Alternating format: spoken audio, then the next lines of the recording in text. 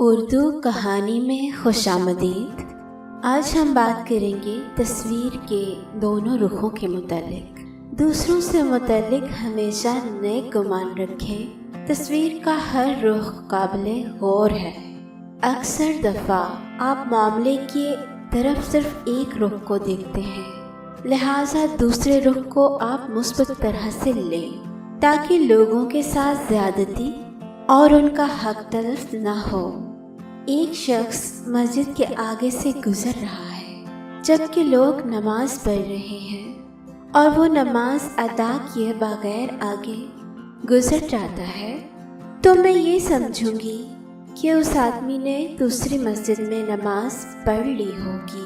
ایک شخص میرے پاس سے گزرتا ہے، میں اسے سلام کرتی ہوں مگر وہ جواب نہیں دیتا، میں یہ سمجھوں گی کہ اس شخص نے میرے سلام کی آواز نہیں سنی۔ ایک محترمہ ٹیکسی ڈرائیور کے برابر والی سیٹ پر بیٹھ کر سفر کر رہی ہے، حالانکہ پچھلی سیٹیں خالی ہیں۔ میں یہ سمجھ لوں گی کہ محترمہ ٹیکسی چلانے والے کی اہلیہ ہے۔ ایک بزرگ فرماتے ہیں کہ اگر میں کسی بھائی کو اس حالت میں دیکھوں کہ اس کی داڑھی سے شراب کے قطرے ٹپک رہے ہیں تو میں یہی حسن ظن رکھوں گا کہ کسی اور نے اس کی داڑھی کے اوپر شراب انڈیلی ہے۔ اگر کوئی شخص زمین سے پیسے اٹھا رہا ہوگا تو میں یہی سمجھوں گی کہ یہ پیسے اس کے اپنے ہی ہوں گے۔ اگر کوئی رشتہ دار مجھے اپنی تقریب میں نہیں بلائے گا تو میں یہ سوچوں گی کہ ضرور اس کا بجٹ اجازت نہیں دے رہا ہوگا۔ اگر کوئی میری بیمار پرسی کے لیے نہ آئے یا مجھ سے فون پر بھی خیریت نہ پوچھے تو میں یہ سوچ لوں گی کہ ہو سکتا ہے اس تک میری بیماری کی خبر نہ پہنچی ہو۔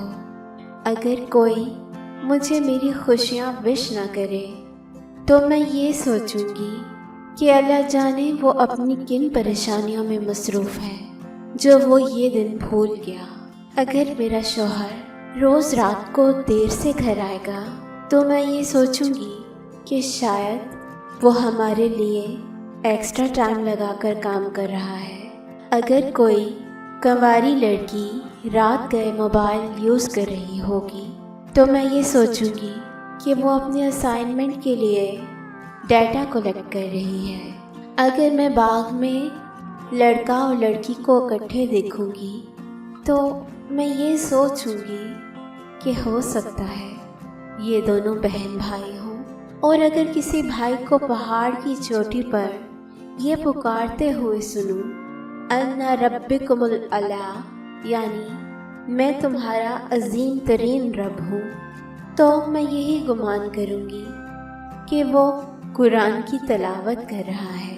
ابن القیم رحمۃ اللہ فرماتے ہیں کہ انسان کے لیے خود اپنے اعمال کی نیتوں کو جاننا مشکل ہے کہ وہ دوسروں کی نیتوں کے بارے میں فیصلے صادر کرتا پھرے۔